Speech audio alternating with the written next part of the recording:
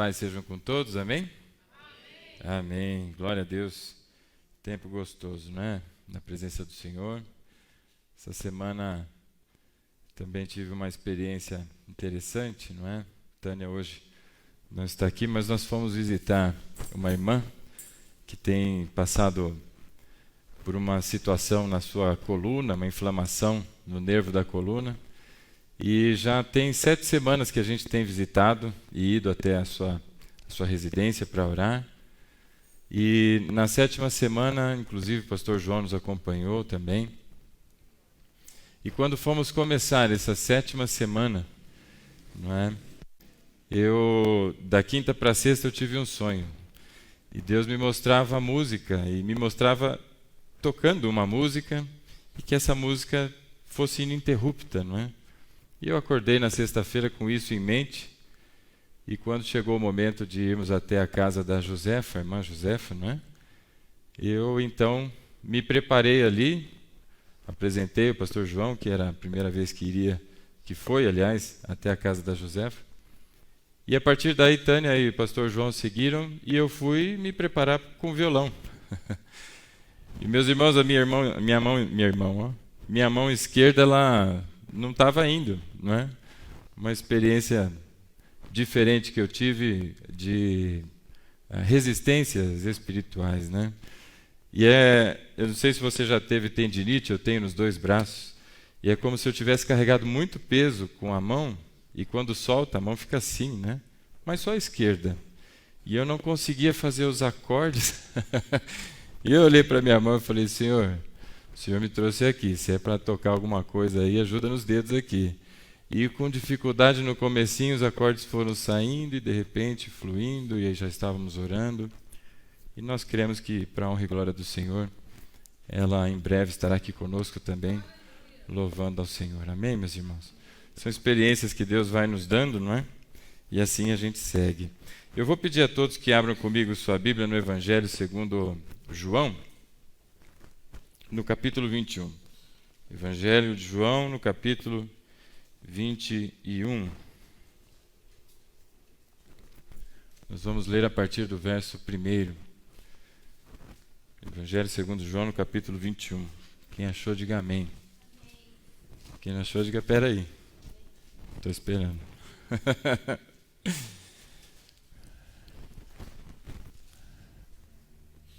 Capítulo 21.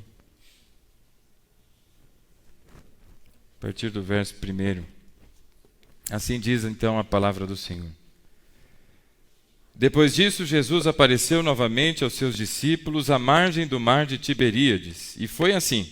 Estavam juntos Simão Pedro, Tomé, chamado Dídimo, Natanael de Caná da Galileia, os filhos de Zebedeu e 2 outros discípulos. Vou pescar, disse-lhe Simão Pedro. E eles disseram: nós vamos com você. E eles foram e entraram no barco, mas naquela noite não pegaram nada. E ao amanhecer, Jesus estava na praia, mas os discípulos não o reconheceram. E ele lhes perguntou: filhos, vocês têm algo para comer? E eles responderam que não.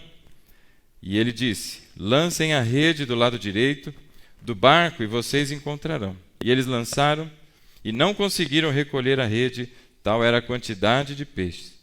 O discípulo a quem Jesus amava disse a Pedro: é o Senhor.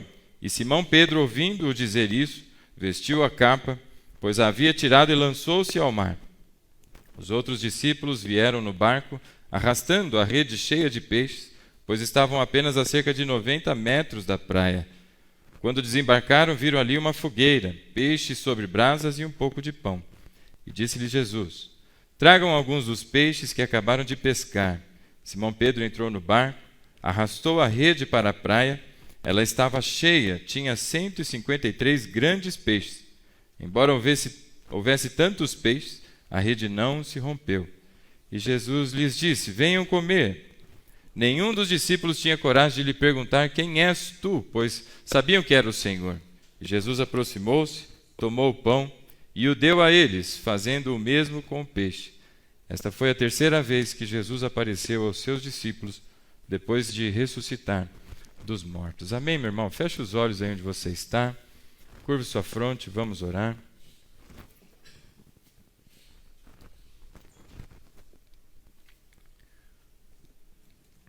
Santo Deus, Pai querido, obrigado, Senhor, por essa noite, pelo privilégio de estarmos aqui, Pai. Porque o Teu Espírito se manifesta neste lugar, Senhor, e podemos sentir a Tua presença, Pai.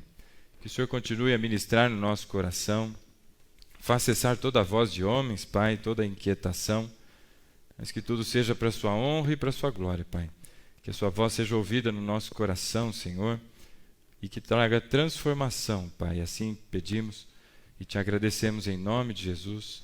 Amém e amém. Amém, meu irmão? Amém. Glória a Deus. Deu certo aí, Bruno? Então tá bom.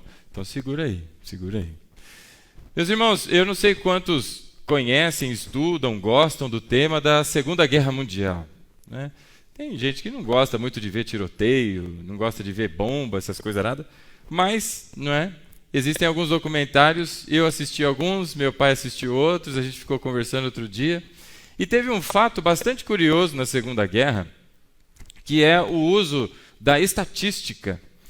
A minha área de atuação é de tecnologia e especificamente uma parte que se chama Analytics, ou uma área analítica, em que faz o uso de dados para a compreensão, não é, de comportamentos e uma série de outros fatores. É uma área bem interessante, inclusive, não é?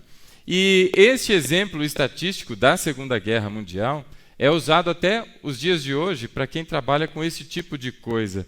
E eu achei bem interessante, porque eu não sabia nem que era da Segunda Guerra e nem que era um fato real. Mas é um fato real. A Segunda Guerra Mundial, ela envolveu ali, né, alguns países, principalmente ali na Europa, não é? A Alemanha se levantando contra a França, contra a Grã-Bretanha, aquela coisa de maluco ali, né? E a segunda foi marcada por um avanço tecnológico, não é?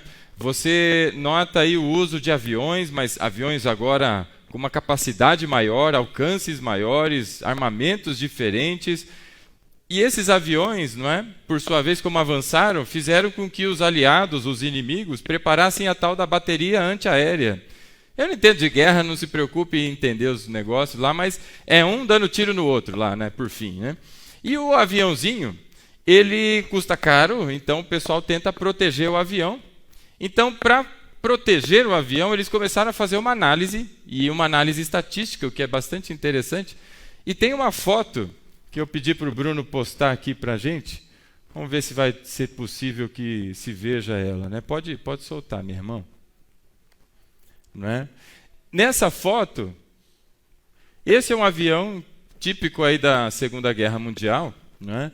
E que esses pontinhos vermelhos significam as áreas de maior, não é, alcance das balas, não é? Onde eles foram mais fortemente atacados, não é?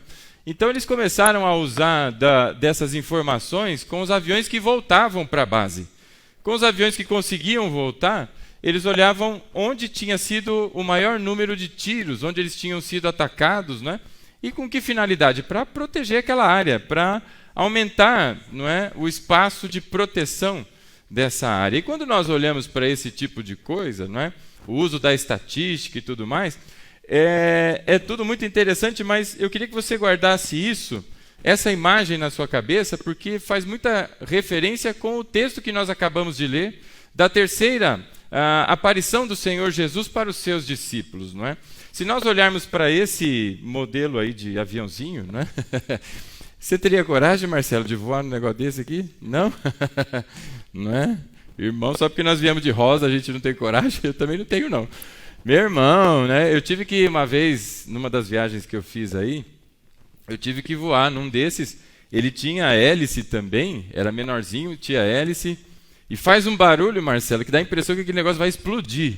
E assim foi comunhão intensa o voo inteiro. Eu falei, Senhor, me guarda. Eu lembrei até daquele pagodeiro, quando eu olho para o Fábio eu lembro dele.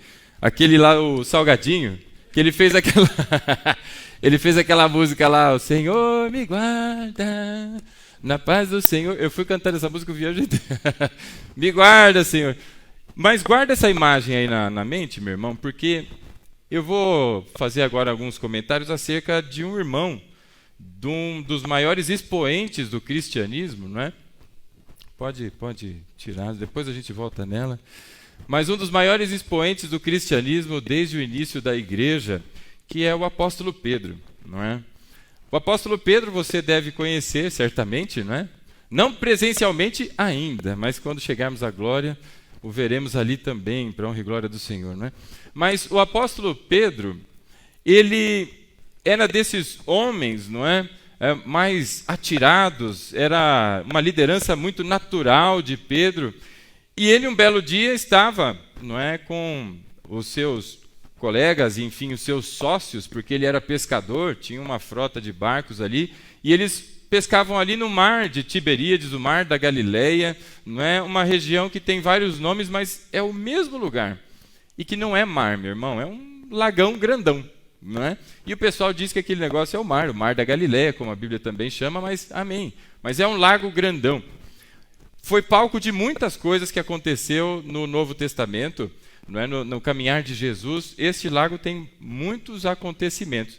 E estava Pedro ali, quando de repente ele ouve falar de Jesus e Jesus está ali. Jesus fala, dá licença, posso montar no teu barco aqui? Para pregar aqui para o pessoal, e ele falou, então vai, né? Sobe aí. E Jesus sobe no barco e prega para as multidões. E depois ele olha para Pedro e fala, e aí, pescaram bastante coisa aí?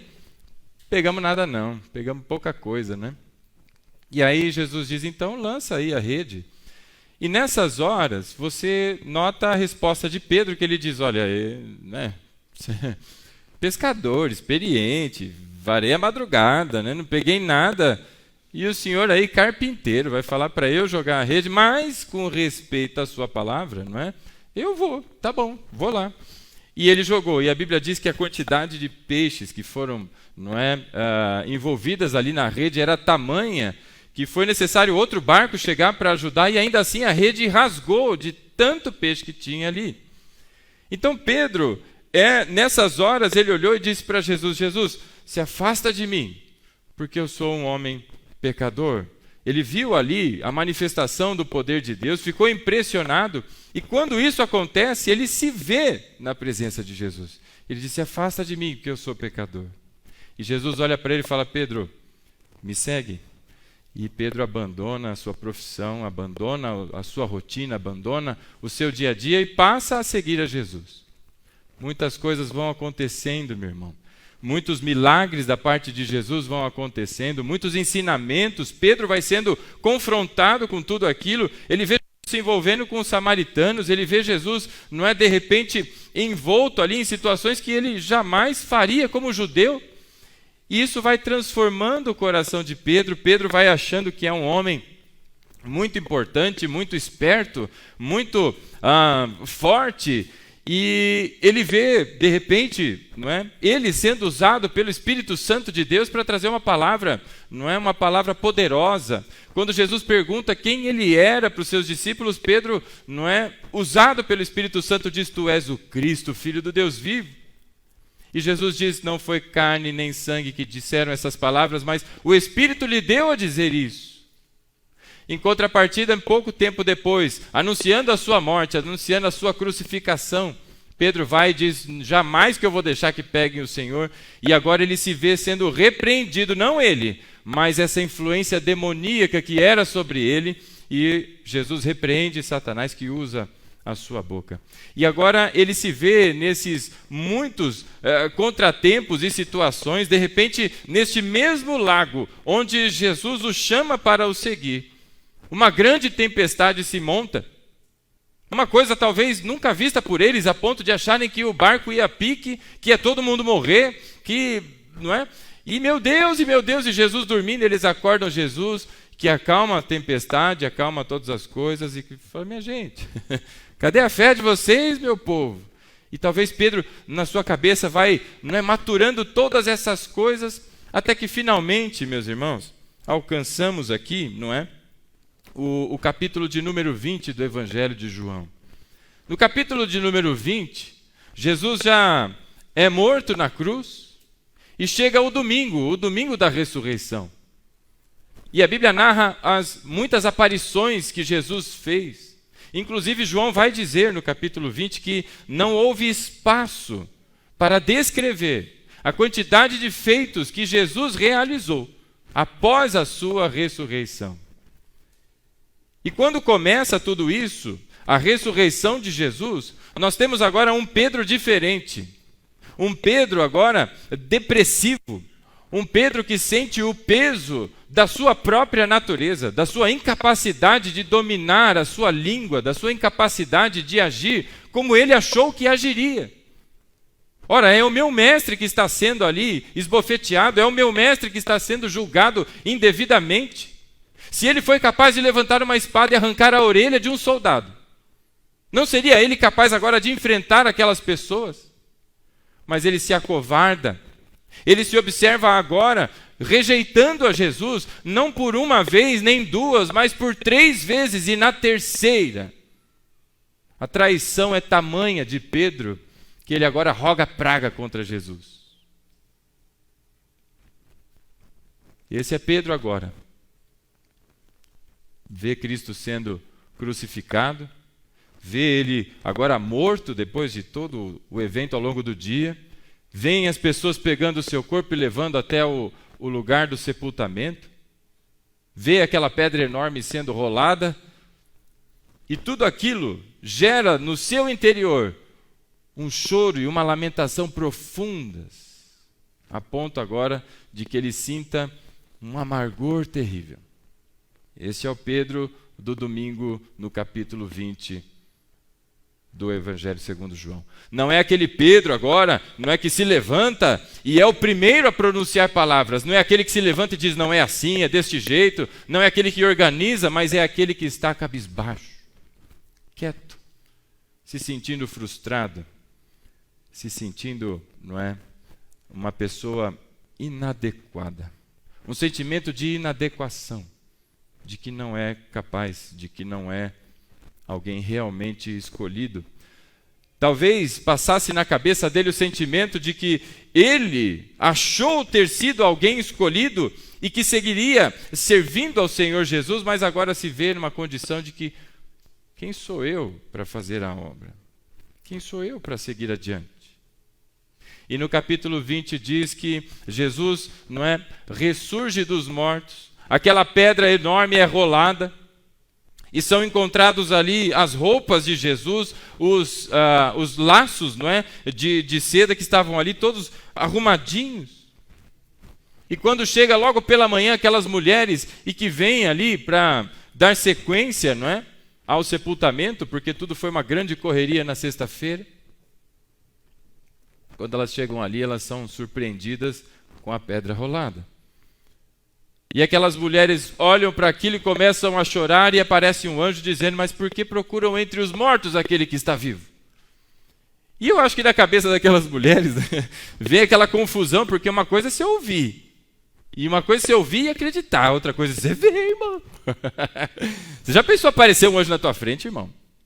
Você não cairia duro no chão? Jesus! Alguma coisa assim? E diante delas aparece aquele homem, dizendo, não vem procurar entre os mortos, porque ele vive. Ele diz que no terceiro dia ressuscitaria. Vem sendo agora anunciadas as verdades que foram pregadas ao longo desses 3 anos, e pregadas ao longo de séculos entre os profetas. E chegou o dia da ressurreição. E aquelas mulheres perguntam, sumiram com o corpo do mestre, cadê o corpo do mestre? E aí elas se viram e saem, e quando saem, dão de cara com quem? Com Jesus, mas não percebem que é o Senhor Jesus. E elas acham que é um jardineiro e falam, ô jardineiro, não é? Eu não sei como é que se vestia um jardineiro naquela época, mas hoje geralmente eles usam aquelas roupinhas assim, é um macacão, não é? Aquelas botas de plástico que vem até aqui, aquelas tesourona. Eu não sei por que confundiram Jesus com o jardineiro, mas enfim, acharam que era. Falaram, foi você que pegou o corpo do meu mestre? Me fala onde está que eu vou buscar. E aí Jesus pronuncia o nome, não é? Maria. E os olhos dela se abrem. Ela percebe que está diante do mestre. Que momento, meu irmão. Você consegue, não é? É maravilhoso. Eu não me aguento quando... É muita emoção só de tentar imaginar aquele momento. É coisa maravilhosa. E aí Jesus diz, olha, avisa os discípulos que se preparem ali na Galileia, porque eu vou encontrar com eles na Galileia. E elas saem até lá. Mas Marcos faz um registro acrescentando mais informações. No capítulo 16 de Marcos, meu irmão, nós vamos encontrar a palavra de Deus dizendo que não só há uma orientação para aquelas mulheres, não é, de que voltem agora para dizer aos discípulos que Jesus os encontraria na Galileia, mas ele diz, Jesus dizendo, registro de Marcos no capítulo 16, ele vai dizer assim: diga aos discípulos e a Pedro que eu me encontrarei com eles na Galileia. Marcos, meu irmão, é um discípulo que foi discipulado por Pedro. Você vai encontrar no livro de Atos uma confusão, Paulo, Barnabé, esse Marcos, que era primo de Barnabé, ele queria levar numa viagem, levou, de repente esse Marcos sumiu, foi embora, depois queriam levar ele de novo e Paulo falou: não, esse cara eu não quero não. Fica abandonando gente no meio das viagens aí, eu não quero não. Este que não queriam que fosse, agora passa com Pedro e é discipulado por Pedro. E ele cresce espiritualmente, se desenvolve, a ponto de Paulo, no final da sua vida, agora dizer: traz o Marcos lá, em 2 Timóteo você vai encontrar isso. Traz o Marcos lá, porque ele me é útil aqui na obra.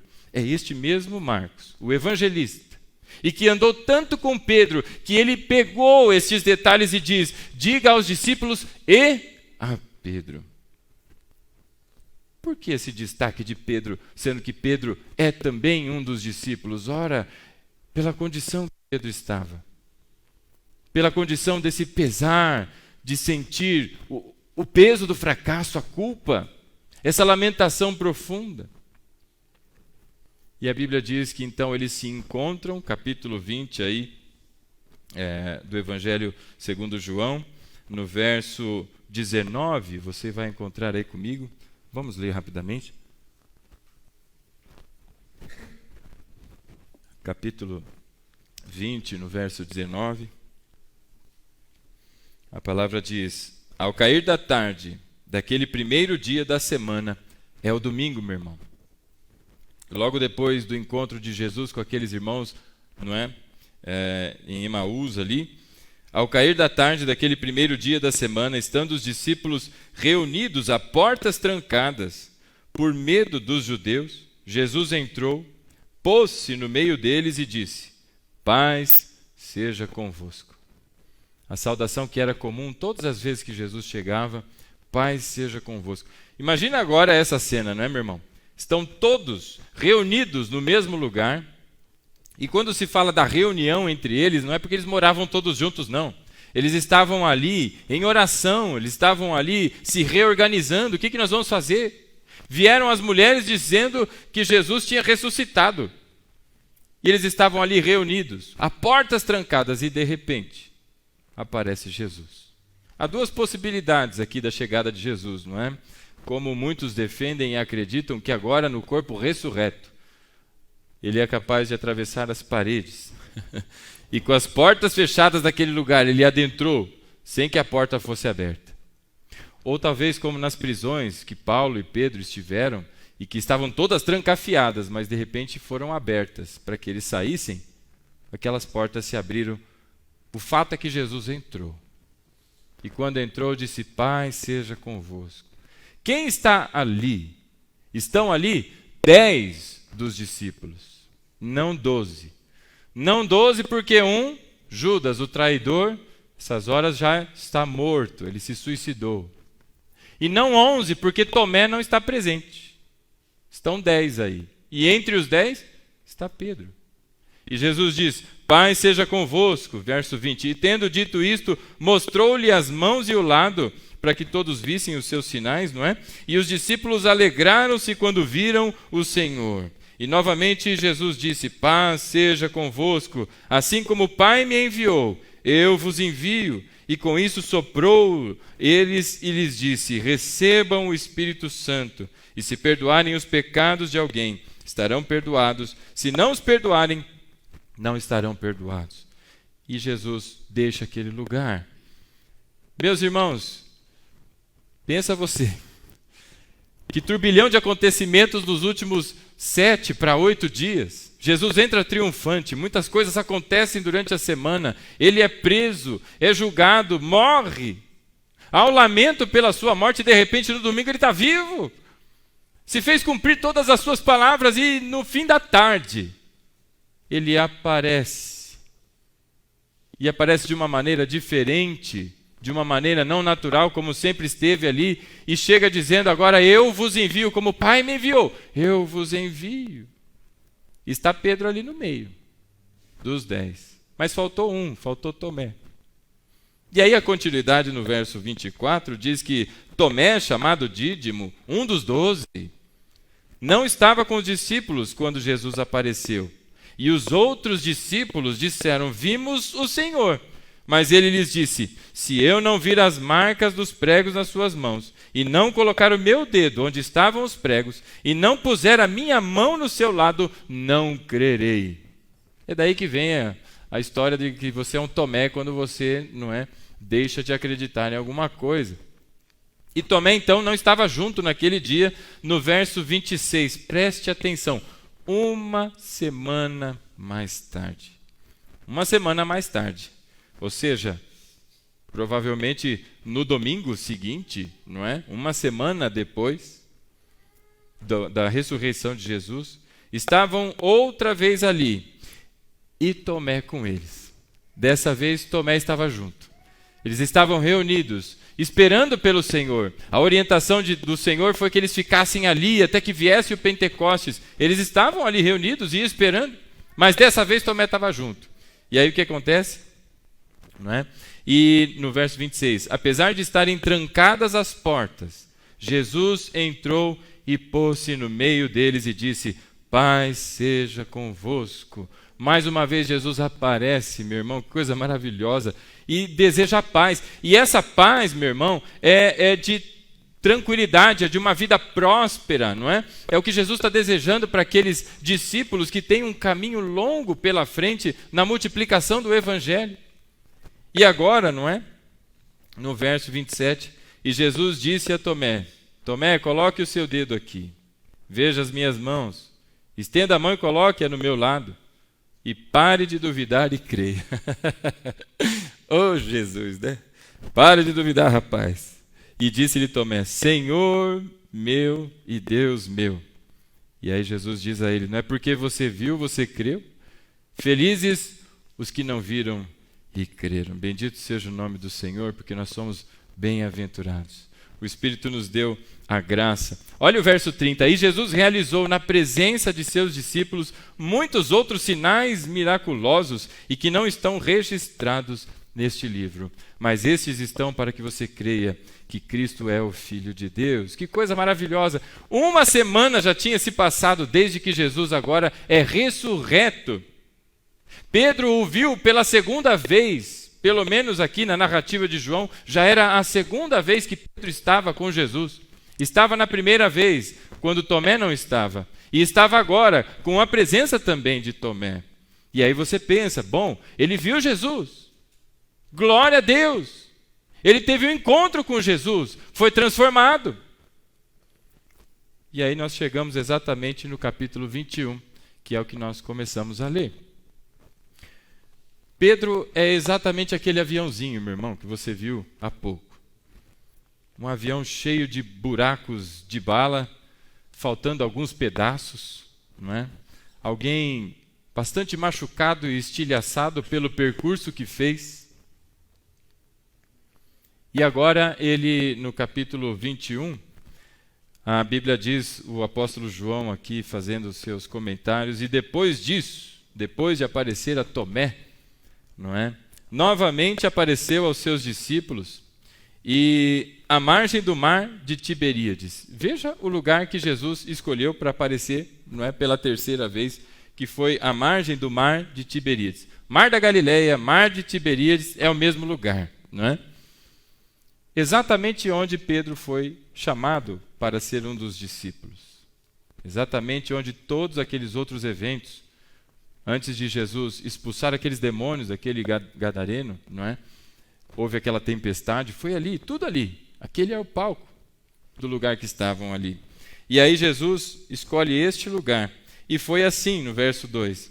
E estavam juntos Simão Pedro, Tomé, chamado Dídimo, Natanael, de Caná da Galileia, os filhos de Zebedeu e 2 outros discípulos, né? Vamos entender com quem que Pedro está aqui, né? A Bíblia não fala exatamente quanto tempo depois que apareceu pela segunda vez o Senhor Jesus, que agora Pedro resolve ir pescar. A Bíblia não fala, mas tem pelo menos uma semana, que foi quando se encontraram com Tomé também, não é? E aí Pedro está na companhia de algumas pessoas. Note quem está com Pedro. Verso 2, estavam assim, e estavam juntos Simão Pedro, é o Pedrão, beleza até aí, né? Tá bom. E aí vem Tomé, exatamente aquele que se não vê, não crê, que era também, para alguns, né, conhecido como incrédulo. Se eu não ver, não tocar, não vou acreditar não. Olha com quem Pedro agora está.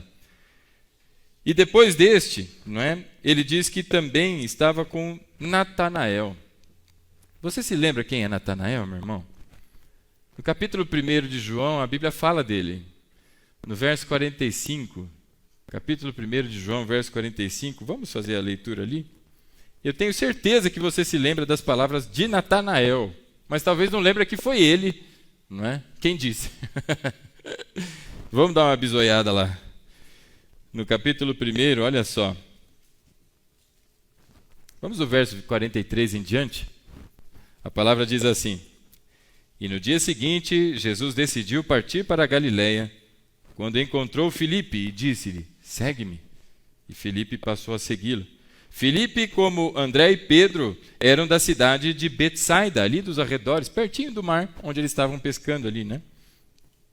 E no verso 45, Filipe se encontrou com Natanael, este que está agora com Pedro, e lhe disse: Achamos aquele sobre quem Moisés escreveu na lei, e a respeito de quem os profetas também escreveram, Jesus de Nazaré, filho de José. Olha que mensagem maravilhosa. Imagina você esperar alguém por muitos anos, esperar alguém que é prometido, e de repente alguém vira para você e fala: eu achei de quem as profecias falavam, o Messias, é Jesus de Nazaré. Olha a resposta de Natanael. Natanael vira para ele, verso 46, e perguntou a Natanael: Nazaré? Pode vir alguma coisa boa de lá? Olha quem está com Pedro. Um que não cria e o outro que achou que não viria coisa boa, não é? De Nazaré. A Bíblia diz que eram estes que estavam com ele ali naquele momento em que eles decidiram para pescar. E na continuidade do versículo 2, ali no capítulo 21, não é? Ele diz então: estavam juntos Simão Pedro, Tomé, chamado Dídimo, Natanael, de Caná da Galileia, e os filhos de Zebedeu. Lembra quem eram os filhos de Zebedeu? Tiago, não o Tiago, autor da epístola, que é meio-irmão de Jesus. É outro Tiago, o filho de Zebedeu. E o seu irmão, João, que é o autor do Evangelho. Por isso João diz assim: e os filhos de Zebedeu eram Tiago, então, e João, e outros 2 discípulos, que a Bíblia não vai citar quem são, não é? E estavam todos juntos. E no verso 3 diz assim: vou pescar, disse-lhes Simão Pedro. E eles então disseram: nós vamos com você. E foram e entraram no barco, e naquela noite não pegaram nada. Meus irmãos, eu penso que até aqui Pedro ele está tentando não demonstrar para os demais, não é, a sua dificuldade em lidar com seus sentimentos, a sua dificuldade. O restante do capítulo vai mostrar essas dificuldades, mas esse pesar que ele sente, mesmo já tendo se encontrado com Jesus, mas de tudo que ele fez, de tudo que ele passou, porque ele traiu Jesus, meu irmão. E aquilo estava muito pesado no seu coração. E aí ele diz para a turma: olha, eu vou dar uma pescada aí. E ele procura Tomé. Talvez procure Tomé não porque ele era incrédulo, mas pela fé de Tomé. Porque, ao contrário do que muitos pensam, Tomé não era incrédulo. Mas ali, diante da comprovação de que era o Messias, Pedro talvez tenha: eu vou me aproximar de Tomé para que aumente a minha fé. Eu vou me aproximar de Natanael porque Natanael foi transformado. Ao ouvir que pode vir coisa boa de Nazaré, ele agora se torna um dos discípulos e que seguem a Jesus também. Então agora eu vou andar com Natanael. Eu vou andar com Tiago, eu vou andar com João, João, o discípulo amado. Os também chamados filhos de trovão, não é? Por Jesus, mas agora transformados no seu interior. E Pedro fala, eu vou andar com essa turma e outros 2 discípulos. Talvez numa tentativa, meu irmão, de esconder o que estava no coração e no íntimo. A Bíblia não trata, e isso é conjectura da minha parte. Mas o que fica interessante é que eles vão pescar. Se vão pescar porque não tinham o que fazer, se vão pescar porque acabou a comida e tinha que pescar, antes eles andavam com Jesus e ganhavam coisas, não é? A provisão vinha, agora Jesus não está ali, talvez não tivesse provisão, talvez vários motivos. Mas o que mais parece aqui é que Pedro está indo nas suas origens. Pedro está voltando lá nas suas origens, porque ele realmente tem sofrido muito com tudo que tem acontecido. E não é à toa que Jesus diz, diga aos discípulos e a Pedro que nós vamos nos encontrar na Galileia. E agora ele fala, vou pescar, minha gente. Vou pescar. E a turma fala, nós vamos com você. Muitos pescadores juntos, não é? Se fosse eu a pescar, meu irmão, ia dar 3, 4, 5 madrugadas e não ia pescar peixe nenhum, porque eu não manjo nada. Era capaz, né, de os jacaré achar a gente ali, em vez do peixe pegar a isca. Mas quem estão ali são homens realmente experientes, que sabem o que estão fazendo. E que passaram a madrugada toda na tentativa e na tentativa. E a Bíblia diz que eles não pegaram nada. Deixa eu fazer só um comentário breve aqui. Você já ouviu aquela expressão de que mais do mesmo dá no mesmo? Mais do mesmo dá no mesmo. Tem vezes na vida da gente que a gente tem que fazer coisas diferentes, porque se fizer mais do mesmo, vai continuar no mesmo. E estão aqui esses homens, talvez se refugiando de uma situação, buscando na pesca, tentando fazer alguma coisa para ver se até chegasse o momento de Jesus ali, não é, aparecer e viesse o Pentecostes, alguma coisa assim. E estão ali pescando. Mas a Bíblia diz, meu irmão, que eles não pegaram nada. É muito semelhante com a primeira situação de Pedro. E note que é a terceira vez que Jesus aparece. Pedro negou 3 vezes.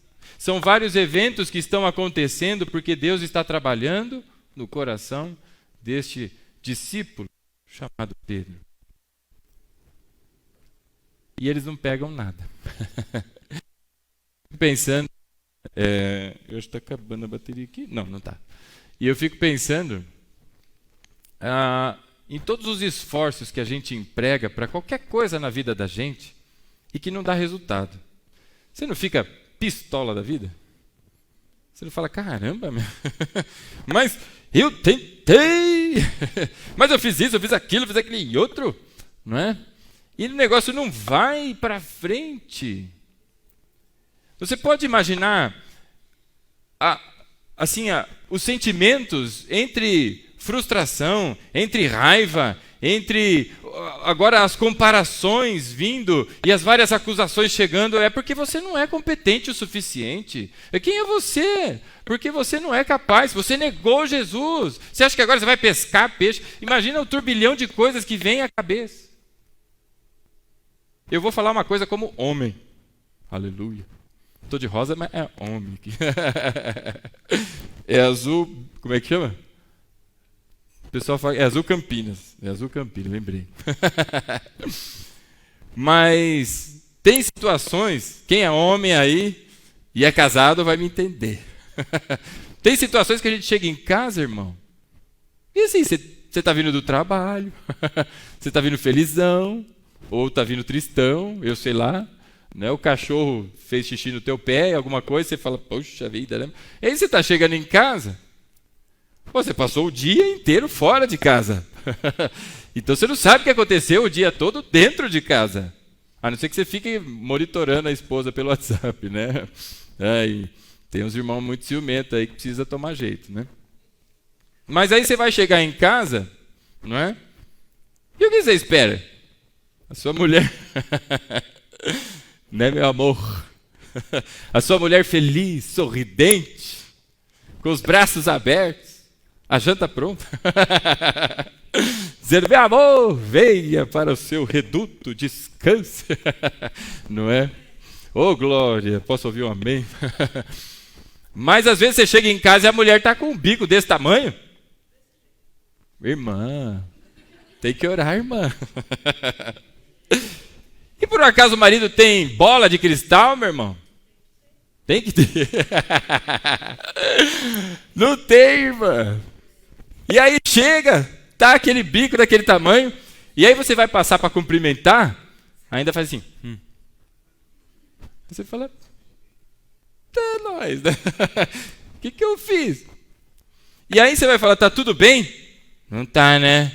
Daquele jeito assim. E quando fala, aí você, mano, o que tá acontecendo? E aí o que vai na cabeça do homem? O que será que eu fiz? Ou às vezes você não tem nada a ver com a história. Mas o que vem à cabeça? O que eu fiz? A primeira coisa que eu faço quando isso acontece, eu vou olhar a minha aliança para ver se não é o dia do casamento. E eu esqueci de lembrar, né? Pô, eu não esqueci o aniversário. Eu não esqueci não sei o quê. Eu paguei a conta do Candy Crush. O que será que eu fiz? E esses negócios vêm, são várias acusações que vão se instalando na sua cabeça, porque você não sabe o que está acontecendo, não é? E talvez aqui no momento, na cabeça desses discípulos, e em especial na de Pedro, venham milhares de pensamentos, meu irmão. Por que você não está conseguindo, não é prosperar? Porque você não está fazendo direito. Você não está seguindo a fórmula direito. Porque você não está dando 3 pulinhos na lagoa. Porque você esqueceu de colocar água em cima da televisão para benzer ela lá. Porque você isso e aquilo e aquilo. E aí vem aquelas montoeiras de fórmulas. Isso sobe a tua cabeça e você fala, meu Deus. E esses discípulos, meu irmão, estavam no momento em que o estado emocional estava bem sensível. Bem sensível. Pensa você passar a madrugada inteira pescando. Bom, eu acho que a maior parte das pessoas passa a madrugada dormindo. Eu tento. Não é quando eu consigo dormir a madrugada toda. Não é quando eu sou acordado por alguém limpando a casa às 3 horas da manhã. Né? Enfim. Aleluia. Fala, Jesus. Não é? Mas você pensa passar a madrugada inteira acordado e joga a rede, puxa a rede, joga a rede, puxa a rede e faz aquela cançãozinha de ninar para os peixinhos, né? Peixinho lindo, o que tá fazendo? Para ver se o peixinho aparece e o peixe não vem. E joga a rede e não vai, joga a rede para o outro lado e põe o barco ali, põe o barco aqui, nada acontece. E isso vai causando uma sensação, meu irmão, se você já tem o sentimento de que você é inadequado para alguma coisa, a dificuldade na realização das coisas vão fazendo com que isso tome e se amplifique de uma maneira, meu irmão, que você está a ponto de... E infelizmente tem muitas pessoas nessa situação, né? De se observarem inadequados para alguma coisa. Estão sendo acusados, estão sendo dedos apontados, não é como se não fosse capaz. E eis que aparece um homem na praia. Você imagina, o sol começou a querer aparecer. Aí você está lá nervoso porque a rede não vai. Aí você vai lançar a rede enrosca no teu pé, você vai junto. Nossa, pensa tudo dando errado assim, né? E aí aparece um homem na praia e fala assim, filhos, vocês têm alguma coisa para comer aí? Rapaz, eu estou tentando pescar a noite inteira, não veio lá, ainda vem pedir comida, meu. Não tem comida.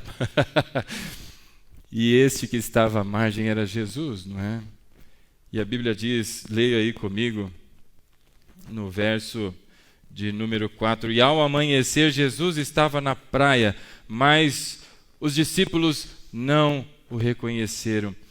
Preste atenção, meu irmão, que esse estado, não é, de uma depressão, um sentimento, não é, de acusação, de inadequação, vão fazendo com que você se enfie nos túneis e nos buracos que você não reconhece quem está diante de você. E diante deles estava o Rei de toda a glória. O Senhor Jesus aparece na praia pela manhã, mas eles não o reconheceram. E aí Jesus pergunta: filhos, você tem algo para comer? Vocês têm algo para comer?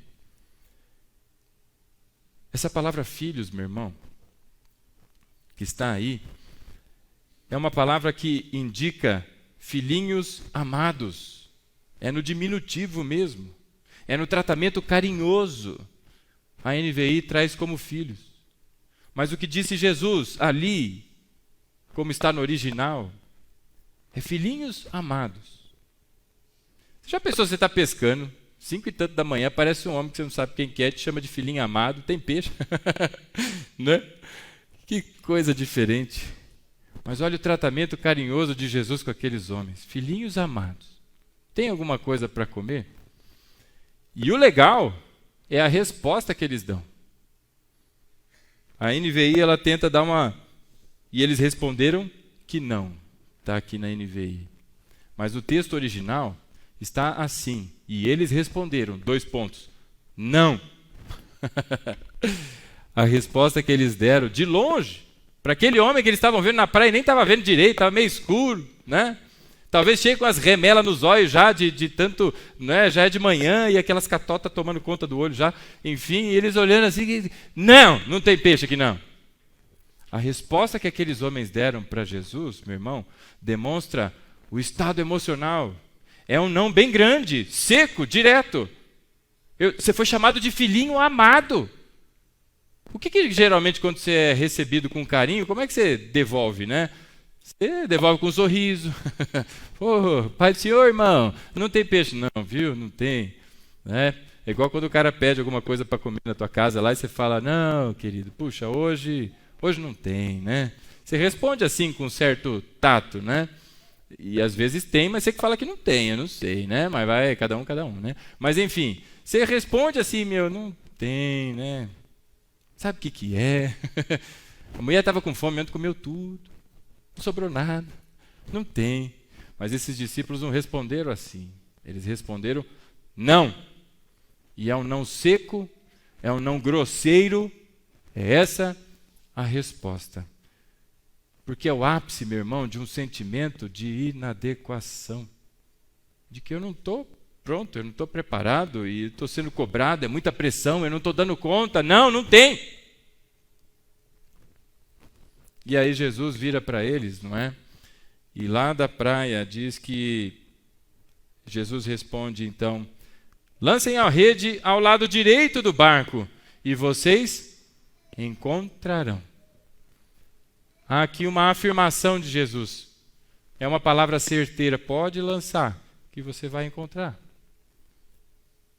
Você notou, pela leitura do texto, que eles, de imediato, atendem à ordem? Você notou? Aí você pensa, uau, como esses discípulos eram obedientes. Não. É o desespero, meu irmão. É o desespero. Desespero de quem já não aguenta mais, que não sabe mais o que fazer, e vem um que fala alguma coisa, eu vou fazer. Vai que dá certo, né? E aí a Bíblia diz que eles lançam. Agora, para que lado que Jesus manda buscar, ou melhor, lançar a rede? Para o lado direito. Mateus 25 vai dizer que Jesus coloca ao seu lado direito as suas ovelhas. Mas do lado esquerdo estão os bodes. E Jesus diz, lança para o lado direito agora a tua rede, filhinhos amados. E eles lançam. E quando a rede cai no mar, e eles pegam a rede para puxar, eu lá sei como é que é muito bem esse negócio, mas eu acho que o cara dá aquela rodopiada assim, né? E vá! Joga a rede, aí ela dá aquela puff, e cai na água, e eles começam a puxar. Eu penso que seja alguma coisa assim. Você imagina a madrugada inteira, você joga e puxa, joga e puxa, joga e puxa, e nada, teu braço já devia estar doendo. Aí você joga, na hora que você vai puxar o negócio, não veio fácil como veio a madrugada inteira. Na hora que você puxou o negócio, Epa! Aí acho que João deve ter dado uma olhada para Pedro e falou: ô Pedro, tá tudo diferente aqui, meu irmão. Esse negócio não tá normal não, porque agora deu uma engasgada aqui. Puxa aí, Pedro. Aí na hora que eles começaram a puxar, todos eles ali, para conseguir dar conta daquilo, e de repente olhando para o barco dando aquela afundadinha, meu Deus, o que está acontecendo? E quando eles olharam, a rede estava cheia, não é? A rede estava cheia. E aí, a palavra diz que João dá uma olhadinha para Pedro e fala: Pedro, você entendeu, Pedro? E Pedro estava lá, olhando para o peixe agora, né, meio que sem entender nada. É o Senhor, Pedro, é o Senhor. E aí Pedro solta a rede lá, larga aquela turma, bota só a capa, porque eles estavam trabalhando, e trabalhando pesado a noite inteira. Então ele bota só a capa e tchuf! A Bíblia diz que eles estavam a 90 metros de distância. 90 metros eu não sei. Dá o quê? O espaço do quê? Daqui até o fim da rua? Por aí, 90 metros, você entendeu, né? E Pedro sai nadando, meu irmão. Ele faz ali aquela natação, vai na reta de Jesus, não é? Sai nadando. E os outros ficaram lá com aquela rede cheia de peixe lá. E aí eles começam a trazer para a margem, não é? E aí quando Pedro chega naquele lugar, quando Pedro chega na margem, não é? Chega na praia, ele não só dá de cara com Jesus, mas ele dá de cara também com a provisão do Senhor. A Bíblia diz que ali estavam brasas acesas, já havia peixe sendo preparado e pão fresquinho, para que você seja alimentado, Pedro. Tem peixe aí, Pedro? É a pergunta que Jesus faz. E aí Pedro fala: nossa, eu larguei a turma lá com aquela rede pesada. E aí eles vêm chegando e a Bíblia diz que haviam 153 grandes peixes. A referência dos grandes, meus irmãos, é para que você note o poder de Jesus. Porque na multiplicação do pão e do peixe, o que aquele garotinho tinha? 5 pães e 2 o quê? Peixinhos. Peixe pequeno. Mas agora a Bíblia diz que eram 153 grandes peixes. E Jesus estava dizendo para Pedro: Pedro, você não vai voltar para a sua vida antiga, você não é pescador mais. Eu te fiz pescador de homens. Mas Pedro ainda tem aquilo no seu coração e aquela situação toda para resolver. A continuidade da leitura, a partir do versículo 15, vai mostrar Jesus perguntando 3 vezes para ele, aparentemente a mesma coisa, mas não é. E Pedro finalmente responde: não, Senhor, eu não consigo amar o Senhor como o Senhor me ama. Eu não sou capaz de amar o Senhor sem restrições como o Senhor me ama. Eu sou fraco, eu traí o Senhor. O Senhor está me mostrando o mesmo milagre que aconteceu quando o Senhor me chamou. E o Senhor está dizendo para eu apacentar as suas ovelhas, mas eu te traí. E Jesus está dizendo para Pedro: vem e apacenta as minhas ovelhas. Eu conheço as suas dificuldades. E quem fez aquela rede encher-se de peixes fui eu, Pedro.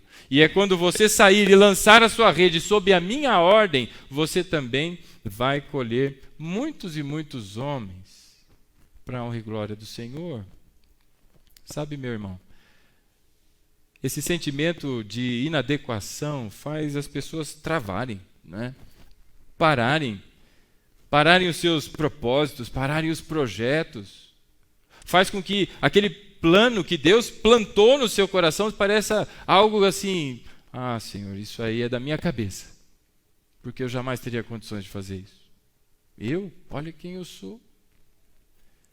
Olha quem nós somos. Mas a verdade, meus irmãos, é que a palavra diz que nós em Cristo somos mais do que vencedores, porque não é pelo meu e pelo seu poder, mas é pelo de Jesus. E Jesus levanta Pedro dizendo: Pedro, vai, porque você vai apacentar as minhas ovelhas, Pedro.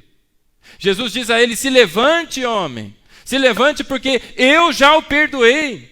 A multidão de pecados que te afogavam, Pedro, eu paguei naquela cruz, para que você se levante como um servo de Deus verdadeiro e siga no caminho, pescando agora não mais peixes, que você se impressionou, mas homens, Pedro. Tanto que na sua primeira pregação, a Bíblia diz que 3.000 homens são convertidos a Cristo com a pregação de Pedro, tratando do arrependimento.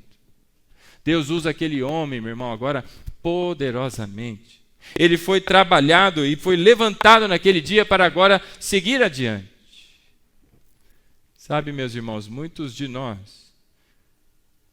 temos vivido esse medo do fracasso. Volta a imagem do aviãozinho aí para mim. O medo do fracasso, como Pedro também estava. O medo de que se Jesus dissesse, faça tal coisa, eu não fosse capaz de ir até o final. Sendo que não sou eu e nem você, meu irmão, mas é o Espírito Santo de Deus que nos levanta e nos sustenta com a sua destra, não só até o dia da nossa morte, mas também a toda a eternidade. Lembra do aviãozinho? Esse era Pedro. Nada mudou em Pedro depois dessa conversa com Jesus. Ele continuou todo cheio de buracos. Você lembra da história do avião? Um matemático fez esse levantamento e apontou, olha, geralmente eles atiram na asa, atiram por ali onde está o piloto, atiram ali no rabinho do avião, que eu não sei como é que chama, né? E o que aqueles homens faziam? Pegavam um avião e começavam por ali na asa, bota uma placa mais dura, bota isso, bota aquilo e vai e tal. E até que se levantou um matemático lá, e é esse o princípio que é usado até hoje em Analytics, né? Que ele diz, não, minha gente, vocês estão olhando para o lugar errado. Não é para olhar para o buraco da bala. É para olhar onde não tem buraco de bala. Porque se esse avião voltou, é porque o principal dele não foi atingido. O avião pode tomar tiro em tudo quanto é lugar como já está, porque ele não cai. Agora, se acertar o motor, aí ele cai. Todo mundo está olhando para o buraco, para o defeito, todo mundo está olhando para isso. E o que esse matemático finalmente, né, levantou e falou, não, minha gente, vamos olhar aonde não tem buraco de tiro. É aí que tem que reforçar. Porque os outros nem voltaram, porque foram atingidos exatamente nesses lugares. O que Pedro percebeu na conversa com Jesus é que ele não tinha que olhar para os buracos de bala e para os pedaços que estavam faltando na sua vida pela sua história. Mas ele teve que olhar e aprendeu com Jesus a olhar o seu interior, a graça de Deus que o abraçou a ponto de fazê-lo voltar para casa. O que nos faz permanecer em pé e nos faz voltar para o Senhor é a graça dele que nos sustenta, meu irmão. E nós em Cristo somos mais do que vencedores. Apesar dos nossos pecados e das nossas falhas, apesar da nossa meninice, Deus com a sua graça nos envolve. E se nós estamos assim, meu irmão, não se preocupe, porque a graça de Deus continua a nos segurar e a nos sustentar. E nós levantamos voo, e voo pelo Espírito, meu irmão. Para trilhar todos os caminhos que Deus colocou para mim e para você, para que nós avancemos, meu irmão. E quando um se levantar, mas você está aí todo cheio de bala, meu irmão. É isso mesmo, é isso mesmo. Essas são as marcas que eu carrego do Evangelho. Essas são as marcas que Cristo me deu e me achou digno de tê-las para pregar o Evangelho. Pedro aprendeu isso. Ele não esqueceu em nada do que ele fez, mas ele aprendeu tudo o que Cristo fez por ele. E isso transformou a sua vida, meu irmão. Isso levantou aquele homem. Então, se você está vivendo, olhando para as suas dificuldades, como se isso travasse a sua vida, meu irmão, levanta os olhos e olha para o alto. Olha para onde vem o teu socorro, porque é de lá, meu irmão, que a graça nunca parou de transbordar na sua vida. A Bíblia diz que onde abundou o pecado, superabundou a graça. Deus vem e intervém na nossa história, meu irmão, nos trazendo a condição que nós precisamos para avançarmos. O que Deus faz na minha vida e na sua, meu irmão, é para além da nossa compreensão. Os caminhos que Ele nos conduz, é exatamente para nos colocar de joelhos diante da sua glória. Pedro, meu irmão, poderia muito bem, ao final daquele discurso, com 3.000 homens se convertendo, dizer, nossa, que pregador que eu sou. Oh, Jesus, louvado seja Deus, porque o Senhor me chamou aquele dia naquele barco. Senão esses 3.000 homens iam tudo para o inferno. Mas esse Pedro agora entende que se ele andar sozinho, ele nega Cristo. Se ele andar sozinho, ele roga a praga contra Cristo. Mas pela mão do Senhor, ele é usado de maneira poderosa a ponto de que a mensagem do Evangelho, isso que muita gente acha tão simples, mas que é capaz de transformar uma natureza inteira. Agora 3.000 homens se convertem pela pregação do Evangelho. E essa obra que Deus fez na vida de Pedro, meu irmão, Ele faz na minha e faz na sua. Muitas pessoas paradas, não é? Tem vários motivos para isso, né? Preguiça, não estou afim, ainda não acordei para a verdade. Mas existe uma parcela de gente, meu irmão, que se sente inadequado. Que porque um dia disse alguma coisa, porque um dia cometeu tal erro, porque tal. Essas são as marcas, meu irmão, do Evangelho. E isso é maravilhoso para testemunho da glória do Senhor. Para mostrar que gente assim, Deus é capaz de transformar. Que Deus levantou homens e mulheres assim. E os escolheu para a pregação do Evangelho.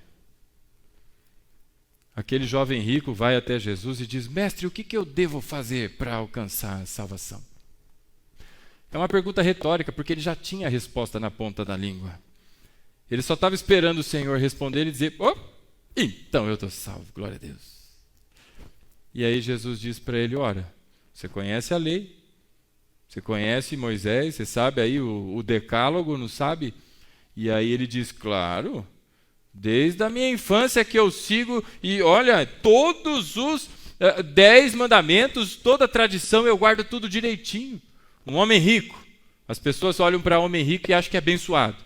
Homem rico, jovem, quando olha que é jovem, fala: ixi, tem um futuro inteiro pela frente, glória a Deus, né? Opa, rico e jovem, todo mundo quer ir na igreja, vai ter um dízimo gordo e tem bastante disposição para trabalhar, né? Vamos botar para trabalhar, os jovens botam para trabalhar, né? Todo mundo quer ir na igreja. E aí o homem rico, jovem, e aí Jesus olha para ele e quando ele responde que faz tudo aquilo, Jesus diz: então, meu irmão, vende tudo que você tem, dá para os pobres, aí você vem. A Bíblia diz que aquilo tocou tão fundo o coração daquele jovem, que ele ficou muito triste, porque ele tinha muito dinheiro. E ele foi embora. E não estava a fim de vender nada, não. Falei: vou vender minha coleção de Lego, vou vender minha coleção de miojo, que eu guardei todos aqui, da Mônica, não vou vender nada, não. Ele disse que ele guardava todos, mas ele não guardou o primeiro. Honrarás o Senhor teu Deus sobre todas as coisas. O primeiro ele já falhou e dizia que guardava todos. Sabe, meu irmão, Deus levanta você e eu, gente que as pessoas vão olhar, mas pode vir coisa boa lá da IBFO. Né? Porque nós não somos. E Deus faz através de nós, para que aqueles que pensam que são, sejam confundidos. Por isso, meu irmão, onde estão aqueles que amam a Deus acima de todas as coisas? Onde estão aqueles que se dispõem, não é, a deixar de lado a sua vida e os seus desejos, não é, em favor do reino, em cumprimento da vontade do Senhor? Porque Deus já te levantou para a sua glória. Onde estão aqueles que agora se amontoam e se organizam como filhos, prontos e submissos para ouvir o som do sopro do Espírito, para onde Ele mandar nós vamos? Onde estão estes? São estes a quem o Senhor nessa noite convocou. Eu queria pedir ao grupo de louvor que se posicionasse, não é? E também pedir a você que se colocasse em pé.